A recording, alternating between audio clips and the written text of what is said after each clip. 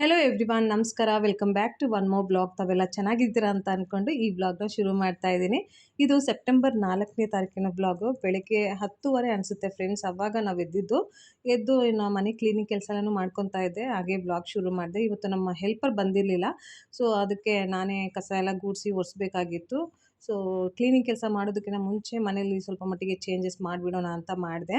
ನಿನ್ನೆ ರಾತ್ರಿ ನಮ್ಮ ಯಜಮಾನ್ರದ್ದು ಬರ್ಡೇ ಸೆಲೆಬ್ರೇಟ್ ಮಾಡಿಕೊಂಡು ಮನೆಗೆ ರೀಚ್ ಆಗೋತ್ತಷ್ಟಿಗೆ ಆಲ್ಮೋಸ್ಟ್ ಮಧ್ಯರಾತ್ರಿ 1:45 ಆಗಿಬಿಟ್ಟಿತ್ತು.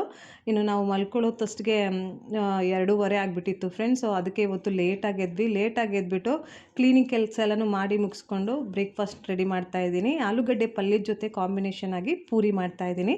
ಮತ್ತು ನಮ್ಮ ಯಜಮಾನ್ರು ನೋಡ್ಬೋದು ತುಂಬ ಬ್ಯುಸಿ ಆಗಿಬಿಟ್ಟಿದ್ದಾರೆ ಫೋನಲ್ಲಿ. ಅವ್ರ ಬರ್ಡೇಗೆ ಯಾರ್ಯಾರು ವಿಶ್ ಮಾಡಿದ್ರು ಫೇಸ್ಬುಕ್ಕಲ್ಲಾಗಿರ್ಬೋದು, ವಾಟ್ಸಪ್ಪಲ್ಲಾಗಿರ್ಬೋದು, ಇನ್ಸ್ಟಾಗ್ರಾಮಲ್ಲಾಗಿರ್ಬೋದು ಅವರೆಲ್ರಿಗೂ ಥ್ಯಾಂಕ್ ಯು ಮೆಸೇಜಸ್ನ ಆರಾಮಾಗಿ ಕೂತ್ಕೊಂಡು ಕಳಿಸ್ತಾ ಇದ್ದಾರೆ. ಆಲೂಗಡ್ಡೆ ಪಲ್ಯ ನೋಡ್ಬೋದು ಈ ರೀತಿ ಬಂದಿದೆ. ಈ ಪಲ್ಯನ ತುಂಬ ಈಸಿಯಾಗಿ ಮಾಡಿದ್ರು ಟೇಸ್ಟಲ್ಲಿ ಮಾತ್ರ ಏನು ಕಾಂಪ್ರಮೈಸ್ ಇರಲ್ಲ ಫ್ರೆಂಡ್ಸ್. ಅಷ್ಟು ಯಮ್ಮಿಯಾಗಿರುತ್ತೆ. ಸ್ಪೆಷಲಿ ಪೂರಿ ಜೊತೆ ಕಾಂಬಿನೇಷನ್ ಸಖತ್ತಾಗಿರುತ್ತೆ. ಒಂದು 5-6 ಪೂರೀಸ್ನ ಬ್ಯಾಟಿಂಗ್ ಮಾಡಿಬಿಡ್ಬೋದು. ಸೌತ್ ಕಡೆ ಎಲ್ಲನೂ ಬಹಳಷ್ಟು ಜನ ಆಲೂಗಡ್ಡೆನ ಅವಾಯ್ಡ್ ಮಾಡ್ತಾರೆ ಫ್ರೆಂಡ್ಸ್. ಬಟ್ ನಾರ್ತ್ ಕಡೆ ಆ ರೀತಿ ಇಲ್ಲ. ಚಿಕ್ಕ ಮಕ್ಕಳಿಂದ ಮುದುಕರವರೆಗೂ ಆಲೂಗಡ್ಡೆ ಅಂದರೆ ತುಂಬ ಫೇವ್ರೆಟು. ಆಲೂಗಡ್ಡೆ ಇಲ್ದಿರ ರೆಸಿಪೀಸ್ನೇ ಇರೋದೇ ಇಲ್ಲ. ಯಾವುದೇ ಒಂದು ಸಬ್ಜೀಸ್ ಮಾಡಲಿ ಅದರಲ್ಲಿ ಆಲೂನ ಸೇರಿಸ್ತಾರೆ. ಕಳೆದ ಒಂದು ವಾರದಿಂದ ಇಲ್ಲಿ ಸಖತ್ತಾಗಿ ಮಳೆ ಇತ್ತು ಫ್ರೆಂಡ್ಸ್. ಬಿಸಿಲೇ ಇರಲಿಲ್ಲ. ಸೊ ಇವತ್ತು ಹಂಗೂ ಹಿಂಗೂ ವೆದರ್ ಚೇಂಜ್ ಆಗಿ ಸ್ವಲ್ಪ ಮಟ್ಟಿಗೆ ಬಿಸಿಲು ಬಂದಿದೆ. ಬ್ಲ್ಯಾಂಕೆಟ್ಸ್ ಎಲ್ಲನೂ ಎತ್ತು ಒಣಗಾಕಿದ್ದೀನಿ. ದೊಡ್ಡವನು ಇವಾಗ ಟ್ಯೂಷನ್ಗೆ ಹೋಗ್ತಾ ಇದ್ದಾನೆ ಫ್ರೆಂಡ್ಸ್. ಬೆಳಗ್ಗೆ 11:15 ಇವನಿಗೆ ಟ್ಯೂಷನ್ದು ಟೈಮಿಂಗ್ ಇದ್ದಿದ್ದು. ಇವನು ಎದ್ದಿದ್ದು 11 ಗಂಟೆಗೆ. ಅರ್ಧ ಗಂಟೆಯಲ್ಲಿ ಮುಖ ಎಲ್ಲ ತೊಳೆದು ಸ್ಕಿನ್ ಕೇರ್ ರೊಟೀನ್ ಎಲ್ಲ ಫಾಲೋ ಮಾಡಿ ಬ್ರೇಕ್ಫಾಸ್ಟ್ ಮಾಡಿಕೊಂಡು ಆರಾಮಾಗಿ ಯಾರು ಕೇಳೋರೇ ಇಲ್ಲ ಅನ್ನೋ ಥರ ನಡ್ಕೊಂಡು ಹೋಗ್ತಿದ್ದ. ಬೈದಿದ್ದಕ್ಕೆ ಓಡೋಗ್ತಾ ಇದ್ದಾನೆ ನೋಡಿ. Hello friends, welcome to a new vlog.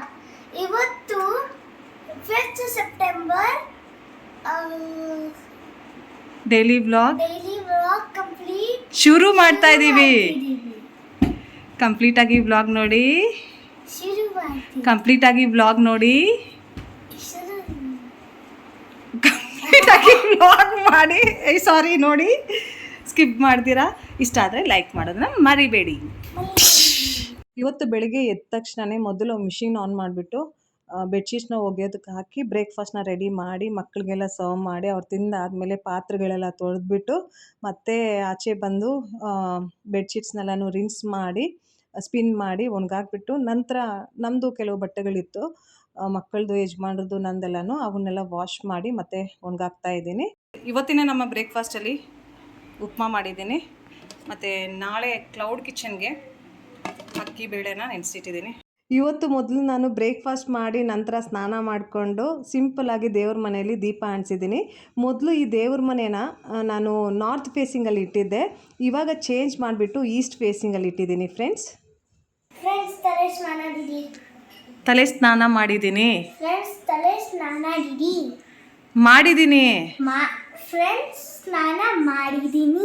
Very good. ತಲೆ ಸ್ನಾನ. ಇವಾಗ ಸಂಜೆ 4:15 ಆಗ್ತಾ ಇದೆ.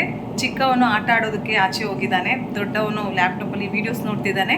ನಾಳೆ ಕ್ಲೌಡ್ ಕಿಚನ್ ಇದೆ ಅಲ್ಲ, ಸೊ ಅದಕ್ಕೆ ಬ್ಯಾಟರ್ ರೆಡಿ ಮಾಡ್ಕೋಬೇಕು. ಒಂದು ಕಡೆ ಟೀನೂ ಇಟ್ಟಿದ್ದೀನಿ. ಸ್ವಲ್ಪ ಹೊತ್ತು ಆರಾಮಾಗಿ ಕೂತ್ಕೊಂಡು ಟೀ ಕುಡಿದ್ಬಿಟ್ಟು ಇನ್ನು ಮಿಕ್ಕಿರೋ ಕೆಲಸ ಎಲ್ಲನೂ ಮಾಡ್ಕೋಬೇಕು. ಡಿನ್ನರ್ ರೆಡಿ ಮಾಡ್ಕೋಬೇಕು. ಸೊ ನಾಳೆ ಕ್ಲೌಡ್ ಕಿಚನ್ಗೆ ಹಿಟ್ಟನ್ನು ರೆಡಿ ಮಾಡ್ಕೊತಾ ಇದ್ದೀನಿ. ಇನ್ನೊಂದು ಕಡೆ ರಸಮ್ ಕುದಿಯೋದಕ್ಕೆ ಇಟ್ಟಿದ್ದೀನಿ. ಇವತ್ತಿನ ಡಿನ್ನರಲ್ಲಿ ರಸಮ್ ಮತ್ತು ರೈಸ್ನ ತಿನ್ನಬೇಕು ಅಂತ ತುಂಬ ಆಸೆ ಆಗ್ತಾ ಇತ್ತು ಫ್ರೆಂಡ್ಸ್. ಸೊ ಅದಕ್ಕೆ ಬೇಗ ರಸಮ್ ಮಾಡಿಬಿಟ್ಟು ಕುದಿಯೋಕ್ಕೆ ಇಟ್ಟಿದ್ದೀನಿ. ಮತ್ತೊಂದು ಕಡೆ ಫ್ರಿಜ್ನ ಕ್ಲೀನ್ ಮಾಡ್ಕೊತಾ ಇದ್ದೀನಿ. ವೀಕ್ಲಿ ಒನ್ಸು ನಾನು ಫ್ರಿಜ್ನ ಕ್ಲೀನ್ ಮಾಡ್ಕೊತೀನಿ. ಇವಾಗ ಒಂದೇ ಟೈಮಲ್ಲಿ 5 ಕೆಲಸಗಳನ್ನ ಮಾಡ್ತಾ ಇದ್ದೀನಿ. ಒಂದು ಕಡೆ ಹಿಟ್ಟನ್ನು ರುಬ್ಕೊತಾ ಇದ್ದೀನಿ, ಇನ್ನೊಂದು ಕಡೆ ಅಡುಗೆ ರೆಡಿ ಮಾಡ್ಕೊತಾ ಇದ್ದೀನಿ, ಮತ್ತೊಂದು ಕಡೆ ಫ್ರಿಜ್ ಕ್ಲೀನ್ ಮಾಡ್ಕೊತಾ ಇದ್ದೀನಿ. ಸೈಡ್ ಬೈ ಸೈಡ್ ಪಾತ್ರೆಗಳನ್ನು ಸಹ ತೊಳಿತಾ ಇದ್ದೀನಿ. ಅದ್ರ ಜೊತೆಗೇನೆ ನನ್ನ ಚಿಕ್ಕ ಮಗನ ಜೊತೆ ಮಾತಾಡಿಕೊಂಡು ಅವನಿಗೂ ಸಹ ಎಂಟರ್ಟೈನ್ ಮಾಡ್ತಾ ಇದ್ದೀನಿ. ಅವನಿಗೂ ಸಹ ಒಂದು ಮೂಮೆಂಟನ್ನು ಕೊಡ್ತಾ ಇದ್ದೀನಿ. ಕೆಲಸ ಮಾಡಿಕೊಂಡ್ರೂ ಸಹ ಅವನಿಗೆ ಟೈಮ್ ಕೊಡ್ತಾ ಇದ್ದೀನಿ. ತಂದೆ ತಾಯಿಯ ಪ್ರೀತಿ ಮಕ್ಕಳಿಗೆ ರಾಮಬಾಣದಂತೆ. ಈ ವಿಷಯದ ಬಗ್ಗೆ ನಾನು ಬಹಳಷ್ಟು ಸಲ ನನ್ನ ಬ್ಲಾಗ್ಸಲ್ಲಿ ಮಾತಾಡಿದ್ದೀನಿ. ಇವತ್ತೂ ಸಹ ಮಾತಾಡೋದಕ್ಕೆ ಇಷ್ಟಪಡ್ತೀನಿ. ಮಕ್ಕಳು ತಂದೆ ತಾಯಿಯ ಪ್ರೀತಿಯೇ ಸ್ವರೂಪರು ಅಂತ ಹೇಳ್ತಾರೆ. ತಂದೆ ತಾಯಿಯ ಪ್ರೀತಿಗೆ ಸ್ವರೂಪವನ್ನು ಪಡೆದು ಭೂಮಿ ಮೇಲೆ ಜನ್ಮವನ್ನು ಪಡೆದಿರೋರಾಗಿರ್ತಾರೆ. ಯಾವುದೇ ಮಕ್ಕಳಾಗಿರ್ಬೋದು ತಂದೆ ತಾಯಿಗೆ ಹೇಳಿರಲ್ಲ, ನೀವು ಪ್ರೀತಿ ಮಾಡಿ ನಮ್ಮನ್ನ ಹುಟ್ಟಿಸಿ ಅಂತ ಹೇಳಿಬಿಟ್ಟು. ಸ್ವತಃ ತಂದೆ ತಾಯಿ ಇಚ್ಛೆಯಿಂದನೇ ಮಕ್ಕಳು ಭೂಮಿ ಮೇಲೆ ಹುಟ್ಟಿ ಬರೋದು. ಅವ್ರನ್ನ ಹುಟ್ಟಿಸಿದವ್ರಿಗೆ ಗೊತ್ತಿರಬೇಕು ಮಕ್ಕಳನ್ನ ಹೇಗೆ ನೋಡ್ಕೋಬೇಕು ಅಂತ ಹೇಳಿಬಿಟ್ಟು. ಗೊತ್ತಿಲ್ಲದೆ ಇದ್ದರೆ ಮಕ್ಕಳನ್ನ ಹುಟ್ಟಿಸ್ಲೇಬಾರ್ದು. ಕಳೆದ 3 ದಿನಗಳಿಂದ ಕೆಲವಷ್ಟು ಕನ್ನಡ ನ್ಯೂಸ್ ಚಾನೆಲ್ಗಳಲ್ಲಿ ಒಂದು ಫ್ಯಾಮ್ಲಿನ ನೋಡಿಬಿಟ್ಟು ತುಂಬ ಅಂದರೆ ತುಂಬ ಕೋಪ ಬರ್ತಾ ಇದೆ ಫ್ರೆಂಡ್ಸ್. ಒಂಥರ ಬೇಜಾರೂ ಸಹ ಆಗ್ತಾ ಇದೆ. ಅಪ್ಪ ಅಮ್ಮನ ಸ್ವಾರ್ಥದಲ್ಲಿ ಮಕ್ಕಳು ನರಳ್ತಾ ಇದ್ದಾರೆ. ತಂದೆ ಯಾವುದವನು ನ್ಯೂಸ್ ಚಾನಲಲ್ಲಿ ಕೂತ್ಕೊಂಡು ನನ್ನ ಮಗನಿಗೆ ಎಲ್ಲ ಗೊತ್ತಿದೆ, ಅವನೆಲ್ಲನೂ ನೋಡಿದ್ದಾನೆ, ಎಲ್ಲನೂ ನಿಮ್ಮ ಜೊತೆ ಶೇರ್ ಮಾಡ್ಕೊತಾನೆ, ನೀವು ಕೇಳಿ ಅವನ್ನ ಏನಾದ್ರೂ ಅವನು ಹೇಳ್ತಾನೆ ಅಂತ ಅಷ್ಟು ಧೈರ್ಯವಾಗಿ ನ್ಯೂಸ್ ಚಾನಲಲ್ಲಿ ಕೂತ್ಕೊಂಡು ಹೇಳ್ತಾ ಇದ್ದಾನೆ. ತಾಯಿಯಾದವಳು ಮಕ್ಕಳನ್ನ ಹುಟ್ಟಿಸ್ಬಿಟ್ಟು ಮಕ್ಕಳನ್ನ ಬಿಟ್ಬಿಟ್ಟು ಬೇರೆ ಅವನ ಜೊತೆ ಅಫೇರ್ ಮಾಡಿಕೊಂಡು ಓಡೋಗ್ಬಿಟ್ಟಿದ್ದಾಳೆ. ಮಕ್ಕಳು ನ್ಯೂಸ್ ಚಾನಲಲ್ಲಿ ಕೂತ್ಕೊಂಡು ಅಮ್ಮ ಬಾರಮ್ಮ ಅಂತ ರಿಕ್ವೆಸ್ಟ್ ಮಾಡ್ತಾಯಿದ್ರೆ ತಾಯಿಯಾದವಳು ನಾನು ಬರಲ್ಲ ಕಣೋ, ನೀನು ಆ ಅಂಕಲ್ ಬಗ್ಗೆ ಏನೇನು ಹೇಳ್ತಾ ಇದೀಯಾ, ಅಂಕಲ್ ನಿನಗೆ ಯಾವಾಗ ಹೊಡೆದ್ರು, ಎಷ್ಟು ಚೆನ್ನಾಗಿ ನೋಡಿಕೊಂಡ್ರು, ಅವ್ರ ಮೇಲೆ ಸುಳ್ಳು ಹೇಳ್ತಾ ಇದೆಯಾ, ನಿನಗೆ ನಿಮ್ಮ ಅಪ್ಪ ಹೇಳ್ಕೊಡ್ತಾ ಇದ್ದಾನೆ, ನನಗೆ ಗೊತ್ತು, ನಾನು ಬರಲ್ಲ ಅಂತ ಉತ್ತರ ಕೊಡ್ತಿದ್ದಾಳೆ. ಅವಳು ಯಾವ ತಾಯಿಯವಳು? ಅವಳಿಗೆ ತಾಯಿಯಾಗೋ ಭಾಗ್ಯ ಮಕ್ಕಳು ಕೊಟ್ಟಿರೋದು. ಆ ಮಕ್ಕಳನ್ನ ಬಿಟ್ಬಿಟ್ಟು ಬೇರೆಯವನ ಜೊತೆ ಓಡೋಗ್ಬಿಟ್ಟು ನಾನು ಬರಲ್ಲ ಅಂತ ಹೇಳ್ತಾಳಲ್ಲ, ದೇವ್ರು ಅವಳಿಗೆ ಒಳ್ಳೇದು ಮಾಡ್ತಾಳ? ಎಷ್ಟು ಮಾನ ಮರ್ಯಾದೆ ಹೋಗ್ತಾ ಇದೆ ಸೋಷಿಯಲ್ ಮೀಡಿಯಾದಲ್ಲಿ, ಎಷ್ಟು ಕೆಟ್ಟ ಕೆಟ್ಟ ಕಾಮೆಂಟ್ಸ್ ಬರ್ತಾ ಇದೆ ಅವಳ ಬಗ್ಗೆ. ಈ ಥರ ಕೆಟ್ಟ ಕ್ಯಾರೆಕ್ಟರ್ ಇರೋ ಜನಗಳು ಹೇಗಿರ್ತಾರೆ ಗೊತ್ತಾ? ತುಂಬ ಓವರ್ ಸ್ಮಾರ್ಟ್ ಆಗಿ ಥಿಂಕ್ ಮಾಡಿಕೊಂಡು ನಾವು ಮಾಡಿದ್ದು ಯಾರಿಗೂ ಗೊತ್ತಾಗಲ್ಲ ಅಂತ ಹೇಳಿ ಎಂಜಾಯ್ ಮಾಡ್ಕೊಂಡಿರ್ತಾರೆ. ಒಂದು ಕೆಟ್ಟ ಟೈಮು ಅಂತ ಬಂದಾಗ ಈ ಥರ ಮಾನ ಮರ್ಯಾದೆ ಹೋಗೇ ಹೋಗುತ್ತೆ. ಕೆಲವ್ರಿಗೆ ಮಾನ ಮರ್ಯಾದೆ ಹೋದ್ರೂ ಪರವಾಗಿಲ್ಲ, ಅವ್ರಿಗೆ ಹೇಗಿಷ್ಟನೋ ಅದೇ ರೀತಿನೇ ಇರಬೇಕು ಅನ್ನೋ ಒಂದು ಹಠನ ಮಾಡ್ತಾರೆ. ಅವ್ರಿಗೆ ದೇವರು ಯಾವ ಶಿಕ್ಷೆ ಕೊಡ್ತಾರೋ ನನಗಂತೂ ಗೊತ್ತಿಲ್ಲ. ಬಟ್ ಆ ಮಕ್ಕಳು ಇವ್ರನ್ನ ನಂಬ್ಕೊಂಡು ಬಂದಿದ್ದಾರಲ್ಲ, ಅವ್ರಿಗೆ ಮಾತ್ರ ದೇವರು ಕೆಟ್ಟದ್ದು ಮಾಡಬಾರ್ದು ಅನ್ನೋ ಒಂದು ಆಸೆ ನನಗೆ. ಸಮಾಜದಲ್ಲಿ ಕೆಲವ್ರಂತೂ ಎಲ್ಲ ತಾಯಂದಿರನ್ನ ದೇವ್ರಿಗೆ ಹೋಲಿಸ್ತಾರೆ. ಈ ಥರ ತಾಯಂದಿರನ್ನ ದೇವ್ರಿಗೆ ಹೋಲಿಸೋದಕ್ಕೆ ಆಗುತ್ತಾ?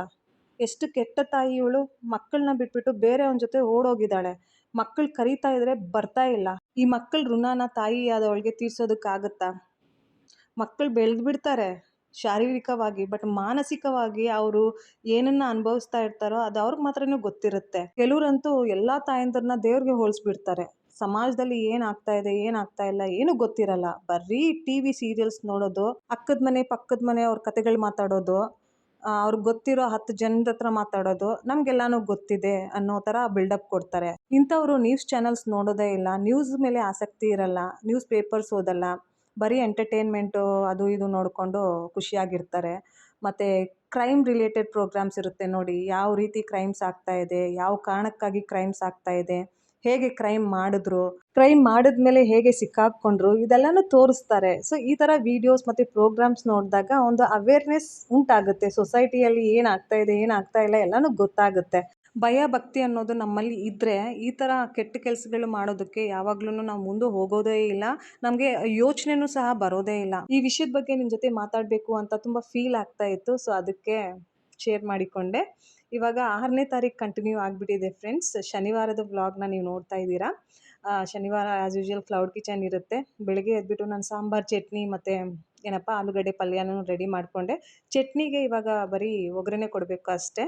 ನಮ್ಮ ರೆಗ್ಯುಲರ್ ಕಸ್ಟಮರ್ಸ್ ಈಗಾಗಲೇ ಪ್ರೀ ಆರ್ಡರ್ಸ್ನ ಕೊಟ್ಟಿದ್ದಾರೆ. ಸೊ ಆರ್ಡರ್ಸ್ ತಕ್ಕಂಗೆ ನಾನು ಇಡ್ಲೀಸ್ನ ಸ್ಟೀಮ್ ಆಗೋದಕ್ಕೆ ಇಟ್ಟಿದ್ದೀನಿ, ಮತ್ತು ದೋಸೆ ಮಾಡೋದಕ್ಕೆ ತವಾನೂ ಸಹ ಬಿಸಿ ಆಗ್ತಾ ಇದೆ. ರೀಸೆಂಟಾಗಿ ನನ್ನ ಒಂದು ಕ್ಲೌಡ್ ಕಿಚನ್ ಬ್ಲಾಗಲ್ಲಿ ಕಾಮೆಂಟ್ ಬಂದಿತ್ತು. ಒಬ್ಬರು ಸಬ್ಸ್ಕ್ರೈಬರು ಕ್ಲೌಡ್ ಕಿಚನ್ ಬಿಸ್ನೆಸ್ನ ಶುರು ಮಾಡಿದಾರಂತೆ. ಬಿಸ್ನೆಸ್ ಶುರು ಮಾಡಿದ ತಕ್ಷಣವೇ ಝೊಮ್ಯಾಟೋದಲ್ಲಿನೂ ಸಹ ರಿಜಿಸ್ಟರ್ ಮಾಡ್ಕೊಂಡ್ರಂತೆ. 3 ದಿನಗಳಲ್ಲಿ 2400 ರೂಪೀಸ್ ಸೇಲೂ ಸಹ ಪಡೆದ್ರಂತೆ. ಬಟ್ ಅದರಲ್ಲಿ ಅವ್ರಿಗೆ ಸಿಕ್ಕ ಆದಾಯ ಬರೀ 700 ರೂಪಾಯಿ, ಮಿಕ್ಕಿರೋ ದುಡ್ಡೆಲ್ಲನೂ ಝೊಮ್ಯಾಟೊ ತಗೊಂತು ಅಂತ ಹೇಳಿದ್ರ. ನಾನು ಅವ್ರಿಗೆ ಪರ್ಸ್ನಲಾಗಿ ರಿಪ್ಲೈ ಮಾಡಿದೆ. ಇವಾಗ ಜನರಲ್ ಆಗಿನೂ ಸಹ ಹೇಳೋದಕ್ಕೆ ಇಷ್ಟಪಡ್ತೀನಿ. ನೀವು ಹೊಸದಾಗಿ ಬಿಸ್ನೆಸ್ನ ಚಿಕ್ಕದಾಗಿ ಶುರು ಮಾಡಿದಾಗ ಈ ಥರ ದೊಡ್ಡ ದೊಡ್ಡ ಪ್ಲ್ಯಾಟ್ಫಾರ್ಮ್ಸಲ್ಲಿ ರಿಜಿಸ್ಟ್ರೇಷನ್ ಮಾಡ್ಕೋಬೇಡಿ. ನಿಮಗೆ ಹೆಚ್ಚು ಆದಾಯ ಬೇಕು ಅಂತ ಅಂದರೆ ಆಫ್ಲೈನ್ ಆರ್ಡರ್ಸ್ನ ತಗೋಬೇಕಾಗಿ ಬರುತ್ತೆ. ನಾವು ಆಫ್ಲೈನ್ ಆರ್ಡರ್ಸ್ನ ತಗೊತಾ ಇರೋದು, ಆನ್ಲೈನ್ ಆರ್ಡರ್ಸ್ನ ತಗೊತಾ ಇಲ್ಲ. ಸ್ವತಃ ಕಸ್ಟಮರ್ಸ್ ನಮಗೆ ಕಾಲ್ ಮಾಡಿ ಆರ್ಡರ್ಸ್ನ ಪ್ಲೇಸ್ ಮಾಡ್ತಾರೆ. ಇಲ್ಲ ಅಂದರೆ ವಾಟ್ಸಪ್ ಮುಖಾಂತರನೂ ಸಹ ನಾವು ಆರ್ಡರ್ಸ್ನ ತಗೊತಾ ಇದ್ದೀವಿ. ಕುಕ್ಕಿಂಗಿಂದ ಹಿಡಿದು ಫುಡ್ ಡೆಲಿವರಿವರೆಗೂ ನಾನು ನಮ್ಮ ಯಜಮಾನ್ರಿಬ್ಬರೇ ಎಲ್ಲನೂ ಮ್ಯಾನೇಜ್ ಮಾಡ್ತಾ ಇರೋದು. ಯಾವುದೇ ಒಂದು ಥರ್ಡ್ ಪಾರ್ಟಿನ ಇನ್ಕ್ಲೂಡ್ ಮಾಡಿಲ್ಲ. ಸೊ ಇದರಿಂದ ನಾವು ಹೆಚ್ಚು ಆದಾಯನ ನೋಡ್ತಿದ್ದೀವಿ. ಫಾರ್ ಎಕ್ಸಾಂಪಲ್ 1,000 ರೂಪಾಯಿ ಇನ್ವೆಸ್ಟ್ಮೆಂಟ್ ಮಾಡಿದ್ರೆ 1,500 ಇಲ್ಲ ಅಂದರೆ 1,700 ರೂಪಾಯಿವರೆಗೂ ಪ್ರಾಫಿಟ್ನ ಗಳಿಸ್ತಿದ್ದೀವಿ. ಒಂದೊಂದು ಸಲ ನಾವು ತಿಂದಿರ ಬರೀ ಕಸ್ಟಮರ್ಸ್ಗೆ ಅಂತ ಎಲ್ಲನೂ ಸರ್ವ್ ಮಾಡಿದ್ರೆ 2,000ವರೆಗೂ ಸಹ ನಾವು ಪ್ರಾಫಿಟ್ನ ಗಳಿಸಿದ್ದೀವಿ.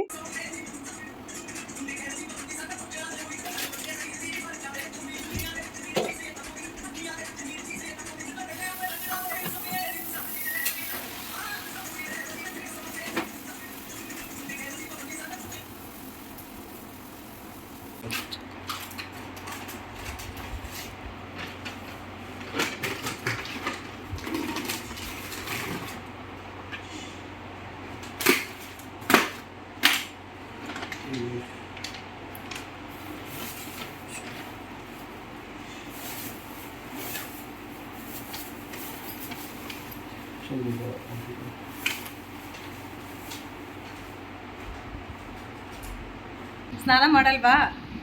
ಮಾಡಲ್ಲ. ಇವತ್ತು ಇವನಿಗೆ ತಲೆ ಸ್ನಾನ ಮಾಡಿಸ್ಬೇಕು. ಚಿಕ್ಕವನಿಗೆ ನಿನ್ನೆ ತಲೆ ಸ್ನಾನ ಮಾಡಿಸ್ದೆ. ನನ್ನ ಮನೆ ಒಳಗಡೆ ವ್ಲಾಗ್ ಮಾಡ್ಕೊಂಡು ಕುತ್ಕೊಂಡಿದ್ದೆ. ಮಳೆ ಬಂದುಬಿಡ್ತು ಫ್ರೆಂಡ್ಸ್. ನೋಡಿ, ಡೋರ್ ಮ್ಯಾಟ್ಸ್ ಎಲ್ಲನೂ ನೆಂದೋಯ್ತು.